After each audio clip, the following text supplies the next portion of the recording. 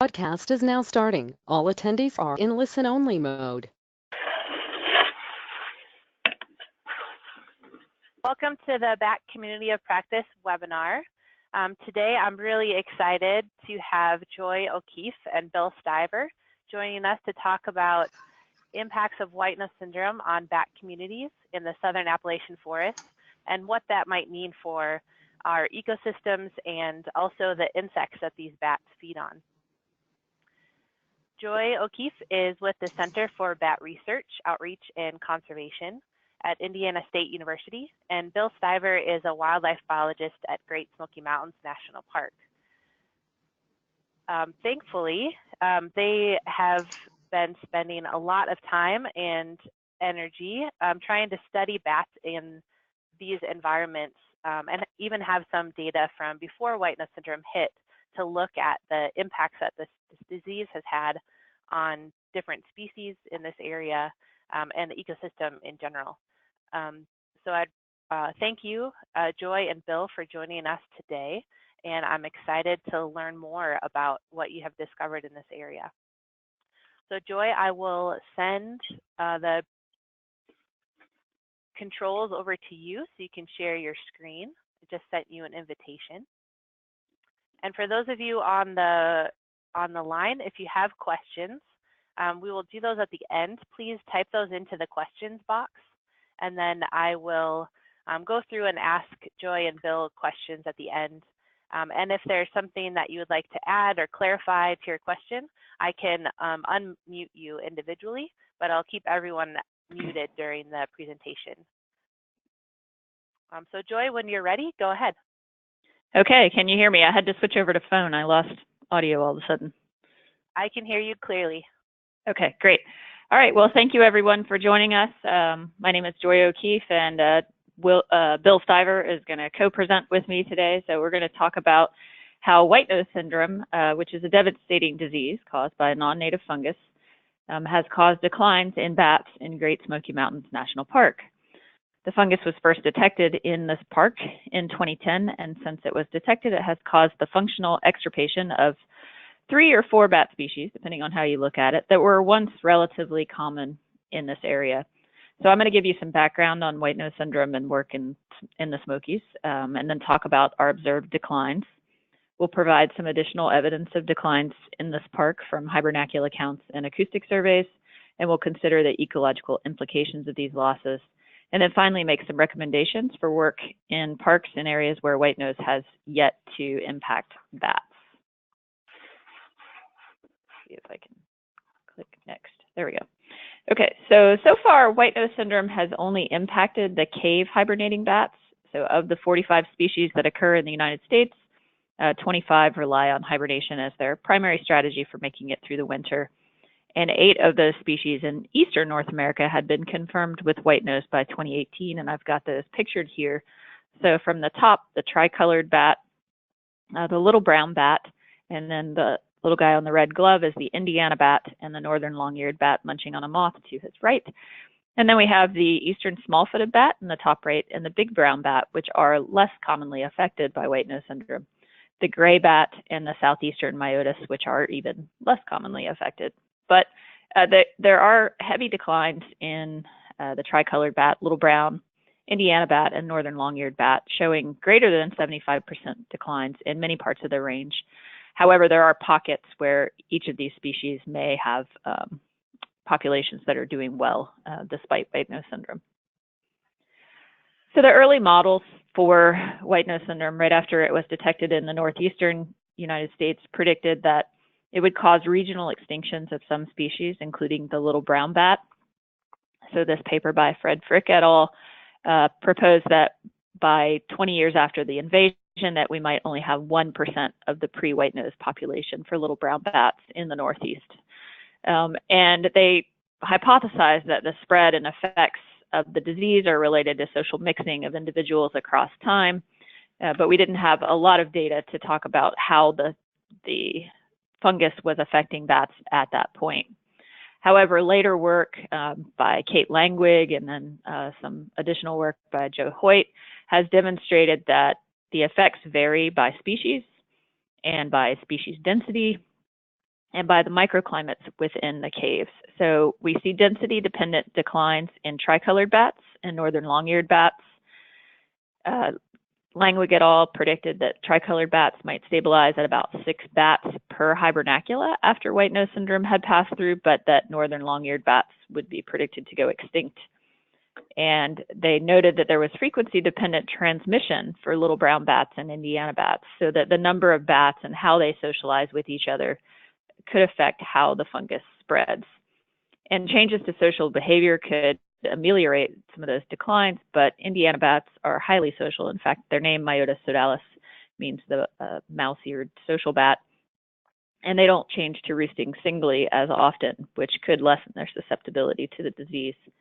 Hoyt et al. Looked at UV fluorescent dust on bats in caves and found that individuals are very well connected, and this is particularly true for little brown bats and northern long-eared bats. So even though northern long-eared bats often roost alone, they were connected to 24% of the other northerns in a cave by dust, and there were similar results for little brown bats, so they were already known to be social. So these connections that bats are having in the caves, and then the temperatures in the cave matter a lot. We know that the optimal temperature range for the PD fungus growth is around 12 to 15 degrees Celsius, and that could be right where our southern caves are around Great Smoky Mountains National Park. Thogmartin et al. Predicted that Indiana bats could actually experience large-scale extirpation by modeling the winter population numbers. They noted that the best scenario was that after 50 years of white nose that we might see only 31% of the Indiana bat population remaining. And Indiana bat declines have been common across the species range, but there are pockets where the bat's doing better. For example, in the Midwest where I'm stationed, we have better survival for Indiana bats and stable summer colonies in some areas. So with all that in mind, we wanted to understand the bat population response to white nose in the southeastern part of North America, where the shorter and warmer winters presumably would afford higher survival rates for hibernating bats. So we conducted our study in Great Smoky Mountains National Park, which is in the southern Appalachian Mountains. And this area hosted a diverse community of bats pre-white nose, with relatively high abundance for Myotis bats in particular. So we had already started working in this area in 2009 as part of an investigation into the response of the Indiana bat to fire. This bat roosts in large dead trees during the summer, and so there was questions about how prescribed fire, which is applied at large spatial scales, might affect the bat and its roosts. So to gather bats for a radiotelemetry study, we set nets over trails, streams, and ponds throughout the western part of Great Smoky Mountains National Park, as well as on the Cherokee and Nantahala National Forests, which are to the south and west of the park. So we were already working in this area at that time. And some of our initial data from the very first summer that we spent out there show that there was a diverse assemblage of bats, 11 species captured in this study in the 3 areas. And as you can see in this table from a publication by my PhD student, Vanessa Rojas, over 43 bats were captured, over 43 nights of capture work, we captured a few hundred bats, and of those, 97 were northern long-eared bats. And this bat was actually the most common bat we captured at an average rate of 8.6 bats on a typical net night. Little brown bats and Indiana bats were also relatively common, as were big brown bats, the eastern red bat, and tricolored bats. So this set kind of the baseline knowledge for what bats were doing in Great Smoky Mountains National Park at that time and in the surrounding national forests. So this was motivation for additional work in the Smokies, and I'm going to let Bill tell you a little bit about that. All right. Well, thank you, Joy. This is a map of white nose syndrome, and of course, white nose syndrome was started in 2006 in New York, and as it progressed south, in 2009, Dan Nolfi really was sort of the catalyst of pointing out that white nose syndrome was headed our way. And so we wanted to get ahead of it a little bit on some of the work here in the Smokies. Next slide, Joey. So just a little bit of background, and actually before I get started, I did want to give a shout out to Michelle and Kevin Castle for all their support over the last 10 years of bat research and monitoring here in the park. And I also want to get a shout out to Joy and her students. But the park hosts 13 species of bats. It's the most diverse mammal group in the park, about 20% of the mammals here in the Smokies. 6 of those bats hibernate in our caves, and 4 of those, the top 4, are most impacted by white nose syndrome. Next slide, Joy. The park has 16 caves and 2 mine complexes, all on the western portion of the park. All are inhabited by bats. One of those caves, White-Oak Blowhole Cave, is critical habitat for the endangered Indiana bat. And because of that, we have a history of working with Fish and Wildlife Service monitoring that hibernacula. We have a data set that goes back to 1974. So we have some legacy data on Indiana bats in particular. The 2 mine complexes, which are to the south, the 2 red dots to the south, also contain rather large colonies of Raffin-S big-eared bats. So we have some legacy monitoring data on those 2 particular species. Next slide, Joy. Most of our work, most of the legacy work was really about managing and monitoring Indiana bats. In the late 1990s, we installed a gate at the entrance of White-Oak Blowhole Cave to prevent illegal entry into the cave.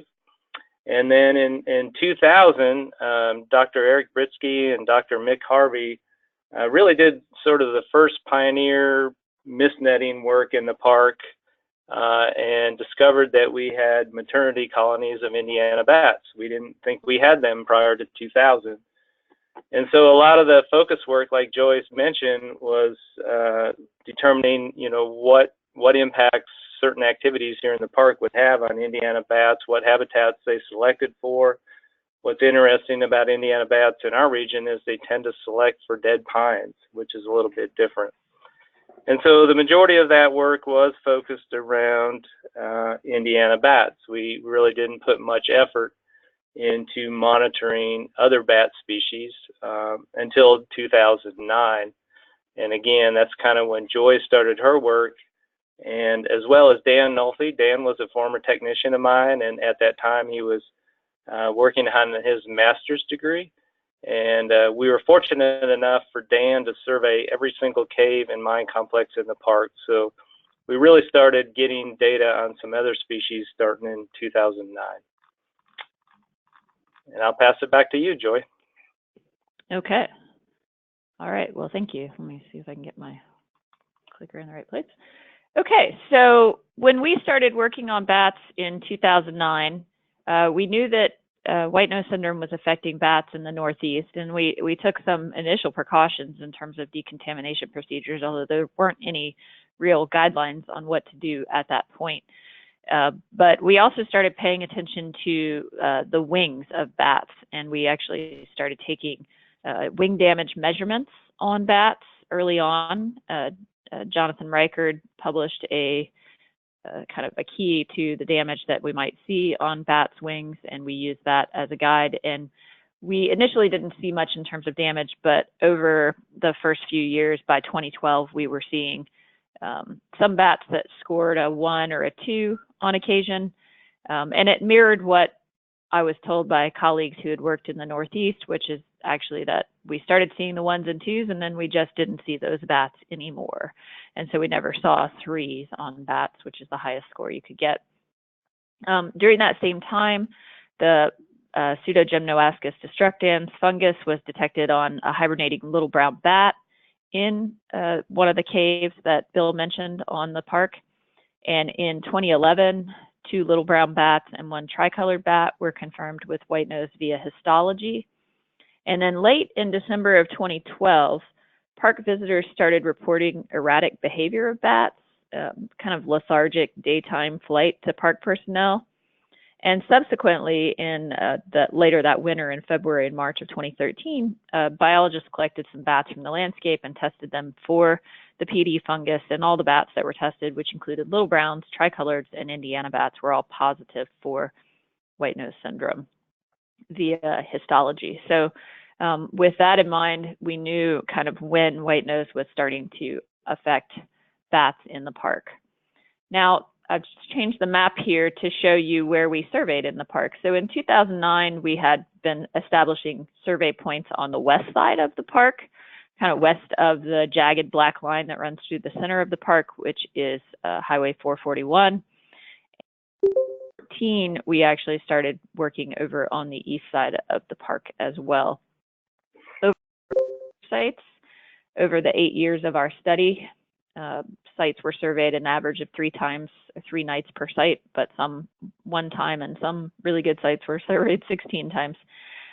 We, of course, use mist nets to capture bats, double and single high nets over roads and trails and sometimes stream corridors. And we did net the cave, White Oak Blowhole Cave, 1 year, but we dropped that from our analysis that you would typically catch on the landscape. And also in 2016, we added some high elevation sites up near Klingman's Dome, but since we only surveyed those in 1 year, we also dropped those. So in our paper, we present all of the capture data for all of the sites in a supplementary table, but we only used a subset of the data for our analysis. So we applied 2 filters to the sites. If sites were really close together within 500 meters, we collapsed them into one site. So that took us from 45 down to 37. And then for modeling purposes, we also only considered data for sites that were visited in more than 1 year. So that, and we fit the capture data with a generalized linear mixed model with a negative binomial distribution and a hypothesis testing approach, trying to identify the factors that were affecting changes in our captures over time. And what we looked at is the changes in capture rates. So this was bat captures divided by unit of effort, the net area, and the number of hours that we had surveyed. And we did this as a function of different bat species. So we limited it to the 8 most common species in our study area. And we assigned a white nose status to the data of white nose, pre-white nose or white nose. And pre-white nose was 2009 to 2012, and white nose is 2014 to 2016. And some people take issue with my use of that term white nose instead of post-white nose, but we felt like it wasn't post-white nose because we hadn't seen the full effects of the disease and we were really in it and experiencing it right then. So we also limited the data set to species, sex, age, reproductive status combinations where at least one bat of that combination was captured over the entire study period. So we dropped a few out. And we actually, in our paper, present some information on the demographics of the population, but I'm not going to go into those today. So this is what our survey effort looked like over time and then our captures. So this graph shows you the effort in the gray bars and then the capture rates in the black line with the black dots. And the capture rates are the captures per unit of effort, where effort is net area times hours. And we divide the study period into pre-white nose 2009 and 2012. We didn't do any survey work in 2013, so that bar is left off. And then during white nose was 2014 to 2016. And what you can see here is that our survey effort was typically higher during white nose than pre-white nose, but our capture rates were a little bit lower than expected during white nose, and also that there was a lot of variation. So we saw this real uptick in captures in 2014. I think that was driven in part by our moving to the east side of the park where we caught lots of big brown bats. And so overall, we were still catching a large number of bats, but we were catching fewer of certain species, and I'm going to tell you about that. So the bats that we most commonly encountered are here along the top. Prior to white nose syndrome, the northern long-eared bat was the most common capture, followed by the little brown bat, and then the big brown bat, and then the eastern red bat. The Indiana bat on the second row was also fairly common. In 2009, it was actually one of our top captures, but over the pre-white-nosed years, it evened out to being about 5th place.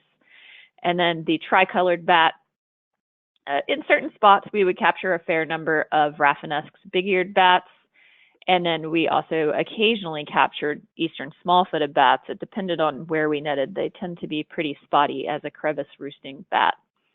On the bottom row are the less common species that we captured: the hoary bat, the evening bat, the silver-haired bat, and the Seminole bat and gray bat to the far right are really uncommon captures. The Seminole bat, we captured 1 during this study, and the gray bat is typically only captured on the east side of the park, far east side of the park near the Pigeon River.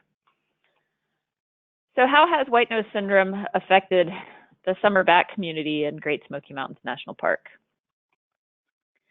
Well, we observed a really staggering decline of 99% in the little brown bat population. So this graph shows you what captures looked like through the study period. And you can see that by 2016, we're really not catching any of these bats. So the declines that we saw were actually consistent with declines observed in regional winter hibernacula. And Bill will give you a little bit more detail about what exactly is going on in the park. But across Tennessee, cave hibernating populations of little browns declined by 97% from 2010 to 2016 in the 61 hibernacula where there were populations of 750 bats or fewer. In North Carolina hibernacula, over 20 to 30 years of winter survey data, they demonstrated that the hibernating population of little browns has declined by about 93%. So this is consistent with the declines we saw in the summer captures. Indiana bats declined by about 95%. And this is really troubling because Great Smoky Mountains National Park was once kind of a haven for this bat, as Bill mentioned, harboring the critical hibernation habitat for the species during the winter, and actually hosting about 89% of the known Indiana bat population that occurred in Tennessee as of early 2011. But we observed a really dramatic 2-year decline of about 87% in the Indiana bat population hibernating in White Oak Sinks Cave in the Smokies. And Indiana bats are rarely observed in North Carolina, which could be feeding some of the bats into Great Smoky Mountains National Park, but they haven't been observed at all in cave hibernacula since 2010. Northern long-eared bats also dropped 94%, and this is really alarming given that this was the most common bat that we captured in 2009.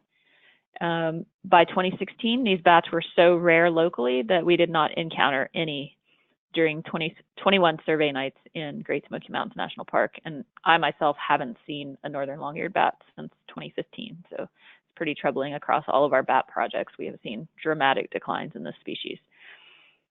They were rarely observed in hibernacula prior to white nose, though, because they either roost singly or they roost in places that people can't see them. And we think they may be tucked back into some crevices. But where they were observed, they had declined by 100% in 8 winter sites in Tennessee from 2009 to 2016. And they'd also declined by 100% in North Carolina hibernacula. So this is just really disturbing given that this was our most common bat and now it's not even on the landscape. The tricolored bat also declined. We saw an 82% decline in capture rates for this bat. I guess that's more promising than the outlook for the white nose affected myotis, but it's still obviously not good. Most of the bats that we captured were adult males. And tricolored bats, unlike the other 3 species that I've mentioned, these guys roost in foliage during the summer. And it's established that females tend to use lower elevation sites that are a little bit warmer for rearing their pups. And so Great Smoky Mountains National Park rarely is going to see females, but that means that they may not have experienced the same rate of decline. We don't really know, but for the males, we definitely saw this 82% decline. They roost in caves kind of singly, and we often overlooked them prior to white nose syndrome, but we had moderate populations known from caves in the Smokies pre-white nose. but by 2016, the species had declined by 85% in those caves and 66% overall in Tennessee. North Carolina observed a greater decline of 96% in their winter hibernacula. So we're providing evidence here for significant changes in the bat assemblage in Great Smoky Mountains National Park. And given that it's a national park, this is kind of an ideal place to do this work because we can conclude that the declines were not due to compounding effects from land cover changes such as deforestation or development or possibly pollution, although Bill says there's a lot more people in the park nowadays than there used to be. We established that prior to the invasion of the local hibernacula with Pseudogymnoascus destructans that at least 13 bats inhabited this area during the summer. And with significant declines in these 4 small cave hibernating bats that are pictured here, we see the functional diversity of bats has really been altered significantly in Great Smoky Mountains National Park. I want to also talk briefly about the Rafinesque's big-eared bat. This is a bat that has some important hibernation sites within the park on the southwest side, as Bill mentioned. And while our model showed no significant change in capture rates for Rafinesque's big-eared bats, we did see a raw calculation of a 53% decline. Now, we couldn't detect an actual significant decline because we have high variability in capture rates for this bat, and we also don't catch very many each year. But we do know that it harbors the fungus that causes white nose syndrome. That's been documented in this area in East Tennessee. Rafinesque's big-eared bats were stable in their Tennessee hibernacula as of 2016, but had declined by 56% in North Carolina hibernacula since white nose arrived. And this is similar to the decline that we observed from the raw capture numbers. So there may be something going on with this big-eared bat, although across the species range, nobody has really documented a major change in their populations due to white nose syndrome. 3 species have held strong in the park, so to speak. In other regions, eastern small-footed bats and big brown bats have declined due to white nose syndrome, but we actually detected an increase in the capture rates of both of those species. And small-footed bats we rarely detected initially, but as we proceeded to net more and more of the park, and as we put in more effort in the park, we started to pick up more of them. And we don't know if they're increasing in any way, or if it's just that they were more detectable because of the absence of the other species.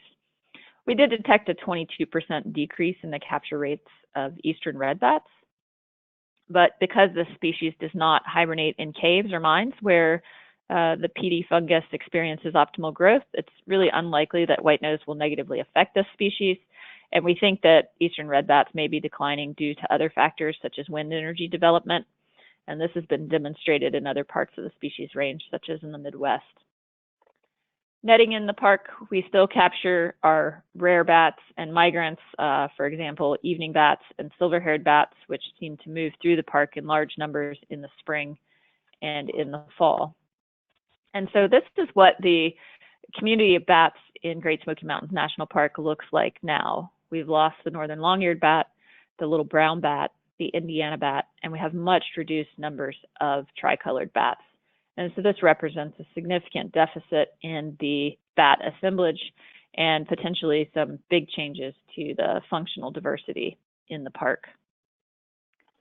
Now, in 2018, I had the occasion to work in Cumberland Gap National Historic Park, about 140 kilometers to the north of Great Smoky Mountain National Park, and we found somewhat similar results. So here, big brown bats were doing well. We actually found a nice colony of eastern small-footed bats roosting up at the top of the mountain there on Cumberland Mountain, and we captured red bats routinely. We did catch some male little brown bats and tricolored bats and Indiana bats. For the most part, for the Indiana bats and the little brown bats exclusively, they were caught at cave entrances within the park. And this is common for bachelor males to roost in caves during the summer. The tricolored bats, we mainly caught at caves, but we caught a handful over streams those were all male. So no evidence of reproduction for any of those species in the park. And strikingly, we caught 0 northern long-eared bats, which of course used to be a common capture in the park from earlier work done by folks with the Virginia Department of Game and Inland Fisheries. So not good results there, but kind of mirroring to some degree what we saw in Great Smoky Mountains National Park. If we excluded capturing bats at caves, we would have very similar results in terms of the declines for little browns and Indiana bats and tricolored bats. So I'm going to let Bill tell you a little bit more about what we've seen from the hibernacular results in Great Smoky Mountains National Park. All right, thank you, Joy. So again, we were fortunate enough to have a lot of legacy data on White Oak Blowhole Cave in terms of Indiana bats. So here you can see what the trends have been, in the hibernacular counts. In 2009, the orange bar in 2009, that is the year that we closed all of our caves and mines to public use. Historically, we had very little public use, but we still closed the caves. And Joy kind of went through the progression of what happened. In 2010, we found the fungus. 2011, and we had bats that were positive. And December of 2012, that's when the disease really started to manifest itself. And then you can see just a couple of years later, we went from 9,000 bats to 1,700, down to this most recent survey was 736. So 92% decline in the Indiana bat population, and it dropped dramatically and then just continues to decline. Next slide, Joy. So again, in 2009, with Dan Nolfi's work, we were able to get some survey work done on some other species. Gregory Cave historically hosted around 2,000 tricolored bats, and you can see from 2013 up until last year, we went from over 2,000 tricolored bats in Gregory Cave. Last year's count was 15. So pretty significant impact on tricolored bats here in the park. Next slide, please, Joy. We also, to get ahead of things a little bit, we also started doing acoustic surveys, road acoustic surveys during the summer, and that's some work that Eric Britsky kind of pioneered.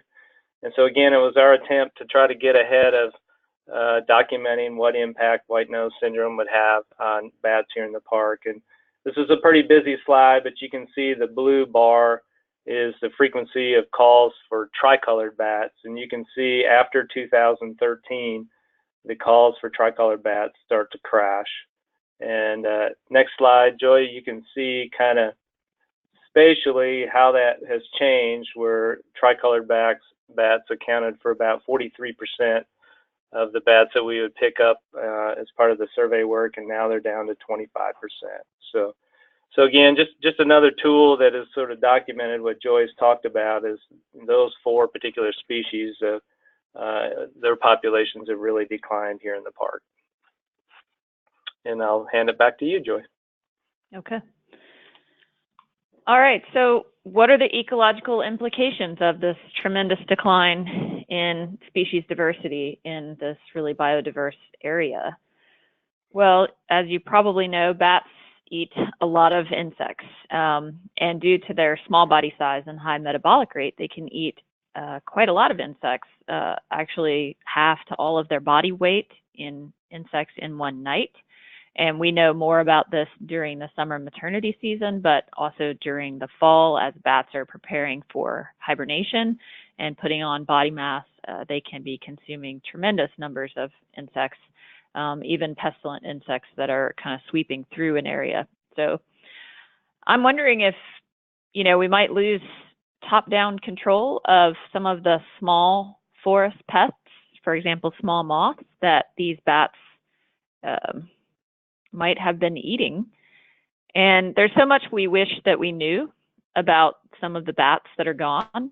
And that's why I was happy to do a webinar and talk to folks that might have an opportunity to get out ahead of this, just as the Smokies did, to get a better sense of what bats are doing. There's a lot of things that we need to ask questions about, but one, I think, is the diet. So I want to share with you some diet data for Indiana bats and northern long-eared bats from Indiana. So I have a PhD student, Tim Dyball, who is actually defending his dissertation this afternoon here. And he was tasked with understanding the foraging ecology of these two species in Indiana. And one of the approaches that Tim took was to look at their diet.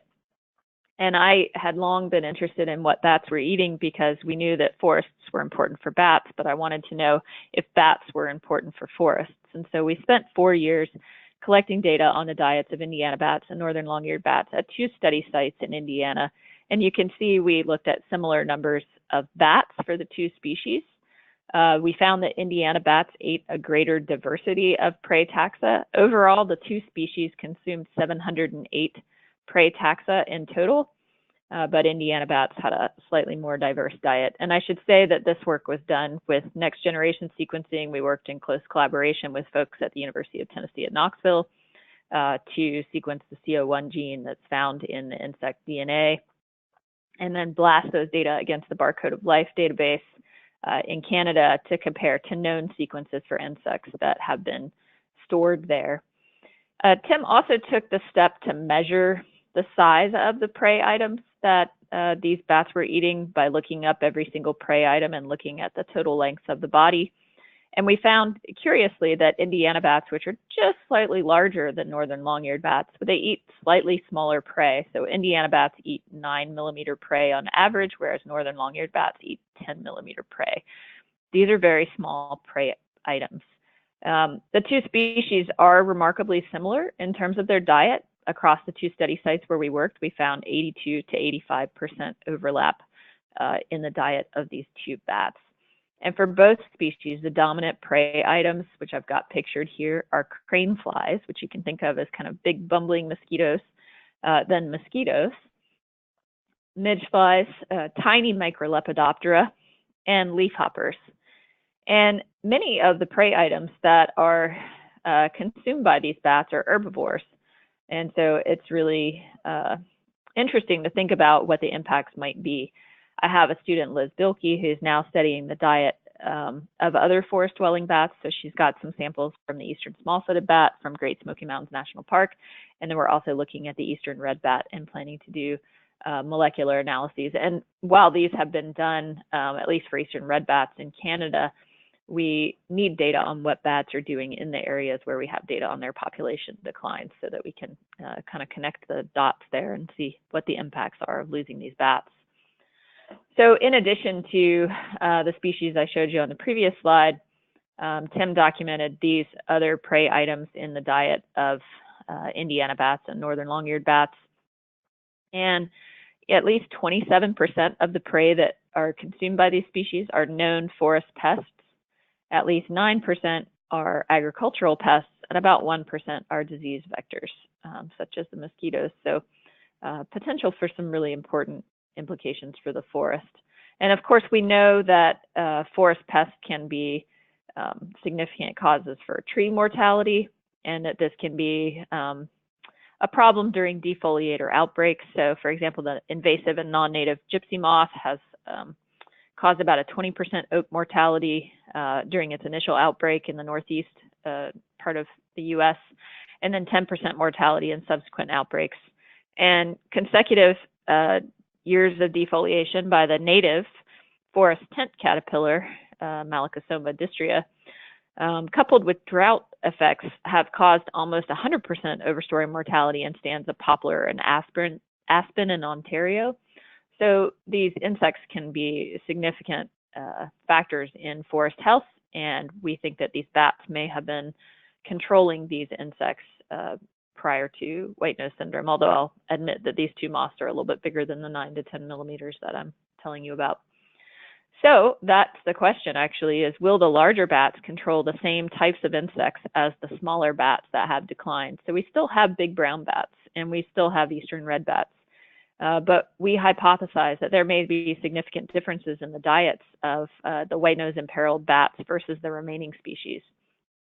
So this would be due to differences in ecomorphology, the body size, the shape, the echolocation call structure of the species, that would lead to differences in dietary choices for the smaller Myotis and the tricolored bat, which is the smallest of the 4 bats that has declined in the Smokies when compared to these larger bats. So in an earlier analysis, Luke Dodd found that the northern long-eared bat consumes mainly small moths in Kentucky with an average wingspan of 24 millimeters. But eastern red bats, looking at data from Canada, consume larger moths with an average wingspan of 34 millimeters. So they're eating bigger prey items. And we know that small Myotis often consume small prey. This has been demonstrated again in Canada with little brown bats, where most of their prey items were relatively small midge flies and mayflies, only about 4 millimeters long. And little brown bats consume twice as many mosquitoes as big brown bats in Wisconsin, also demonstrating that these smaller bats are keying in on smaller prey. So I think it's really important for us to consider what the changes in the forest might be as a result of the changes in the bat populations. Now, I also want to present a little bit of data on some of the acoustic work that we did in the park, just because this reveals a little bit more about how bats are partitioning the insect niche in the park. And our acoustic surveys have revealed that there's spatial and temporal partitioning. So that could be a factor in how one species might be able to make up for the absence of another. So using acoustics, we surveyed the 4 major land cover types in Great Smoky Mountains National Park in 2015 and 2016. The 4 types were conifer mixed hardwood, which is at the lower elevations, that's the light green area, and then northern hardwood, which is the reddish area at higher elevations, spruce fir along the ridge tops, and then early successional fields and openings, which are scattered throughout the park. That's the pink areas. And we did this post white nose, but our results reveal that this would have been a useful endeavor to do pre-white nose effects. We found that the 3 major faunic groups of bats, the low frequency bats, which includes big brown bats, hoary bats, silver-haired bats, mid-frequency bats, which includes the eastern red bat and the tricolored bat, and then the Myotis bats, they're parsing the ecological niche here, both spatially and temporally. So the low frequency and the mid-frequency bats are most active in the conifer mixed at the lower elevations, and then in the early successional cover types. On the other hand, Myotis bats were most active in northern hardwoods and spruce fir. And we think that this high elevation activity in the spruce fir is largely driven by eastern small-footed bats, which is a species that is less affected by white nose and more likely to roost in these exposed rock crevices at the high elevations in the park. So this is work being written up right now by my PhD student, Liz Bielke, and she also took a look at the temporal partitioning. And we did see evidence of temporal partitioning and also of some shifting as bats continued to decline. So in 2015, we still were catching northern long-eared bats, and we still caught a decent number of Indiana bats in the park. But by 2016, things had changed to where I think we only caught 1 Indiana bat in 2016 and no northern long-eared bats. And this graphic here shows the overlap between the 3 pairs of faunic groups in 2015 and 2016. So you've got the low bats, the Myotis bats, and the mid bats, and how do they overlap? And we did see this decline in acoustic activity for the Myotis bats in 2016, corresponding with our declines in captures. And so their activity peaks are lower in 2016. And what we see in the top 2 figures here is the overlap between the Myotis bats and the mid-frequency bats.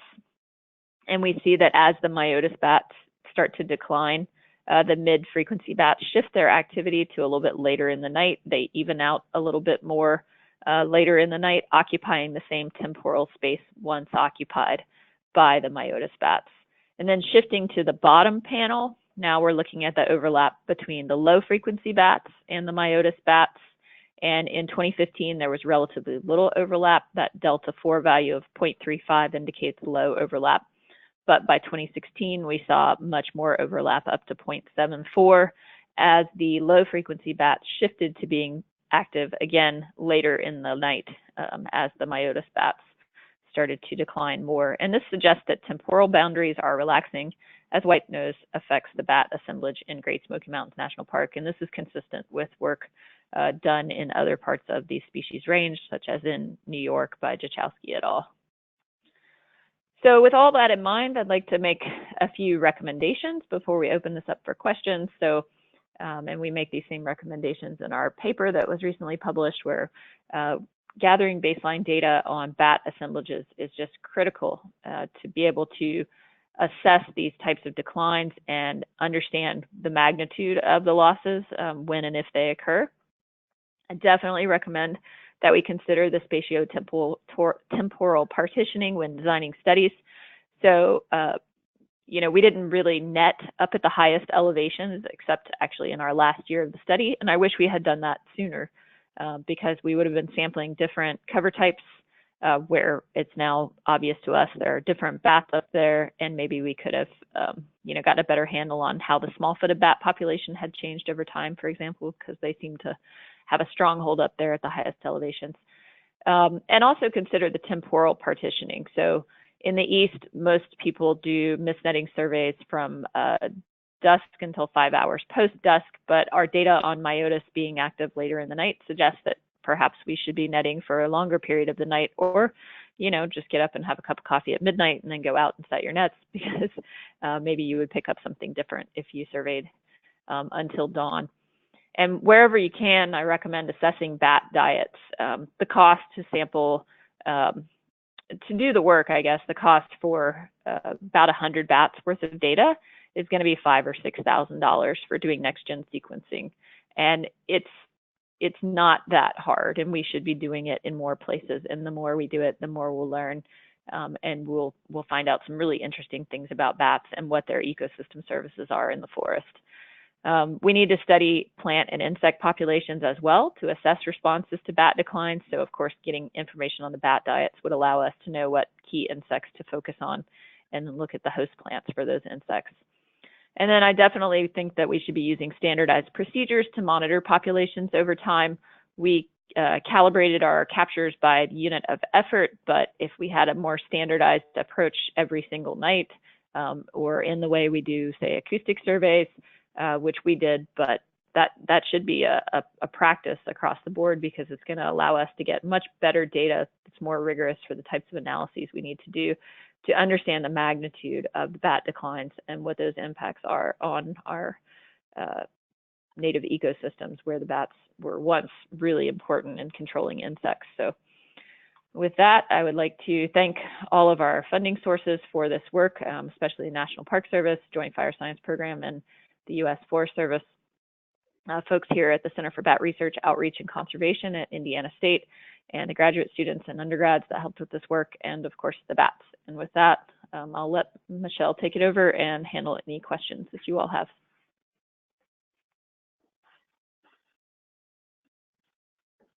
Awesome. Thank you, Joy and Bill. That was fascinating and a lot of great information.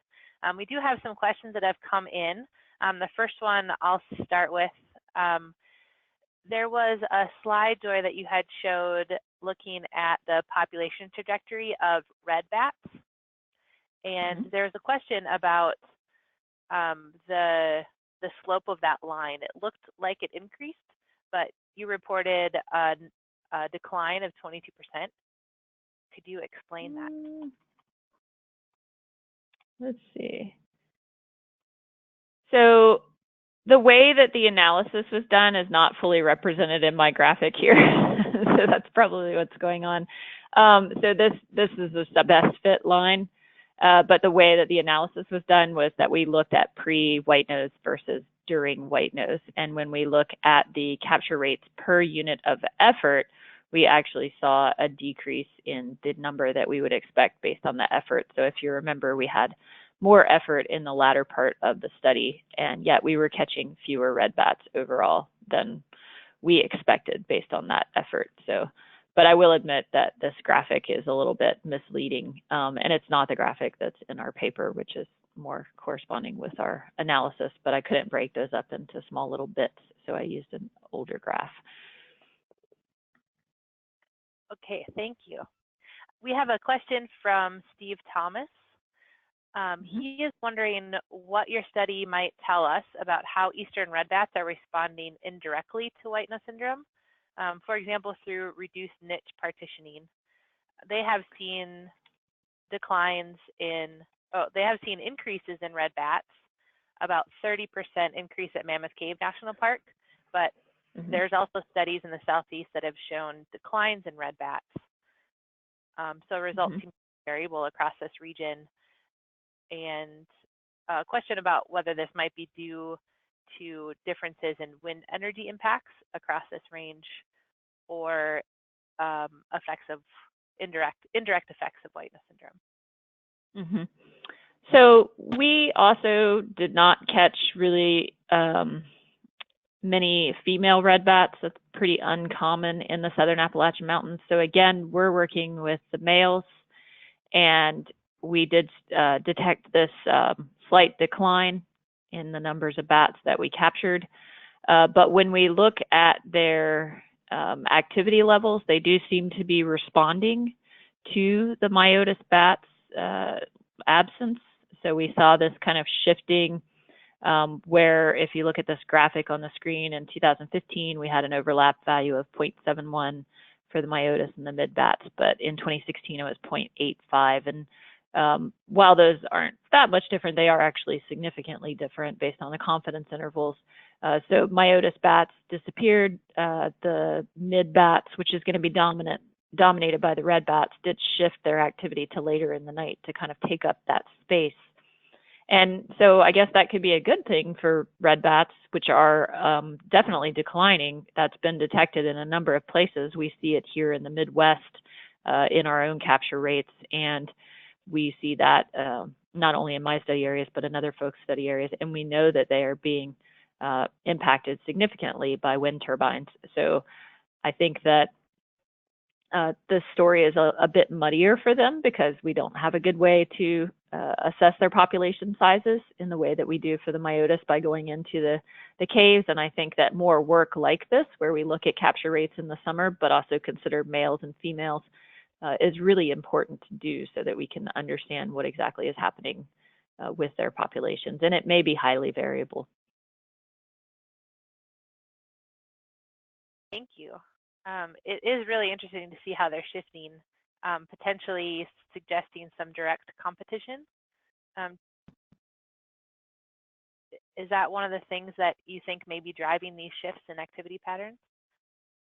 Well, I don't know if they're competing. As we showed, the size of the prey items for red bats is demonstrated to be about 10 millimeters bigger than the size for northern long-eared bats. And that doesn't mean they wouldn't eat those smaller prey, but it may be as much about just more ease of access to the airspace. You know, bats are very noisy, and they're making these really loud echolocation calls, which thank goodness we can't hear because the night sky would be really noisy. And with those myotis bats gone, red bats may be moving into the lower altitude space to occupy areas that they might have once avoided, but they also may be shifting into later parts of the night instead of just giving up and going back to roost in a tree because the myotis were making so much noise. So, you know, I don't know for sure if they are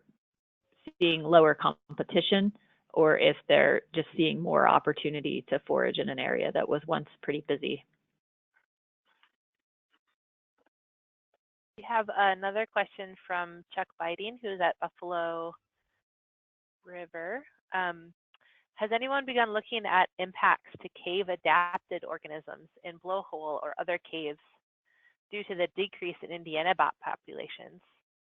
He mentions in Arkansas they've seen significant increases in gray bats, but declines in northern long-eareds and tricolors are on a similar trajectory.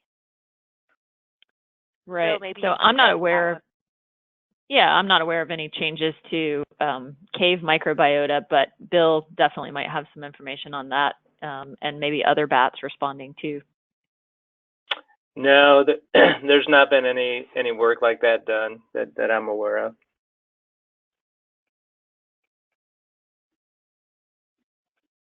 Sounds like a project for somebody to work on. Yeah, definitely. Yeah. We have about 5 more minutes for questions. So if any of you that are listening have a question you'd like to ask, please enter that into the question box. In the meantime, I'm curious to hear from your perspective. You were fortunate to have some data prior to white nose syndrome and already had some monitoring in place. But if you could go back now, knowing what you know now, what would you recommend to those who might be in a similar case where white nose syndrome hasn't arrived, but maybe on the doorstep? Bill, you want to try that? Yeah, I would hire Joy to come do some survey work, definitely. So again, we saw it coming. So again, Dan Nolfi had the forethought to say, hey, this is on our doorstep, and it just so happened that he was getting his master's degree writing a cave management plan for us. So it worked out to get some pre-WNS data, and we didn't know at the time what effect it would have. There was some thought that maybe being in the South that the impact wouldn't be as great as it was in the Northeast. Well, that's not the case. And I'm not sure we know exactly what it means for parks out west. What does that mean? And so you have an opportunity to get ahead of it and do some survey work. And I know some folks are. And I think that information, as some of these species are going to become listed, and we as biologists for the Park Service, we have to deal with that in terms of our compliance process. We're dealing with it right now. We have a big hazard tree contract going on right now, and we have to cater that work to make sure that we don't have impacts on endangered and threatened and endangered bats. So it would serve you well to have the information on what bats you have on the landscape. Do you have maternity colonies? And be prepared for that in terms of how white nose might affect those populations, and then what that means for you from a compliance standpoint. Thanks, Bill. As a follow-up question, Katrina Smith out in Lava Beds in California is asking if you could only do stationary acoustic or capture, which would you choose, or do you think both are necessary? Well, that's good. Hi, Katrina, and so the acoustics I think is a good first pass. I think everybody should be out there trying to survey as much of the landscape as possible with acoustics. And we got into areas that we could not have put mist nets by using acoustics on park trails. And so my poor graduate student and her technicians had to hike, quite a long ways to get these detectors out. Some deployments would take hours just to go put out one bat detector, hiking out, a couple miles, 2 or 3 miles, and then hiking back. But it was really worth it because we got a better picture of where the bats were on the landscape. And then from there, that can guide your mist netting efforts. So I think acoustics are extremely valuable if you get out of the, off the road and get into the woods, so to speak, and try to get out there and kind of figure out what's going on, and then use that to help decide where to do the mist net surveys. But you can also follow the NA BAT protocol to kind of guide both of those. And we did that in our work in Cumberland Gap National Historic Park. Thank you, Joy. Yeah, it's clear that acoustics could help provide some information on where and when to capture, especially if bats are shifting their activity patterns. You may miss a large portion of them if you're not netting at the right time. All right. There's a question from David Yates wondering what your thoughts are on whether Myotis lebii may be taking place of Myotis septentrionalis in forests, since they have similar call characteristics. It sounds like they have been finding Myotis lebii in places that they haven't found them before, for example, not in talus areas. Wondering if that might be a shift in activity or whether we're just looking for them more than we have in the past. Right. So I don't have a good picture of Cumberland Gap National Historic Park, but we worked there in 2018, and we captured a whole lot of small-footed bats, but they were almost exclusively up at the high elevation area near the rock face that we knew they roosted in, and also in some buildings. They were roosting in historic buildings in this park. And we generally didn't catch them in other places where we know that there were historical high capture rates for northern long-eared bats. And so that's just one park and just, one sample, but it suggests that they're not immediately occupying the space that the northern long-eared bat would have. So I think that still needs some work to address that, but they do have similar call characteristics, but their calls are a bit higher frequency, suggesting that they might be eating even smaller prey. And as I mentioned, we're looking at their diet, and hopefully we'll have some data on that so we can compare with northern long-eared bats. Great, thank you. Well, that brings us to 11 o'clock, the hour for this webinar. I want to thank you so much for your time today and sharing this information with us. And I will let everyone know this webinar has been recorded. And once I get it posted online, I will share a link so you can watch it again or share it with a colleague or friend that you think might be interested. Thank you, Michelle. Yeah, enjoy the rest of the day. Thank you.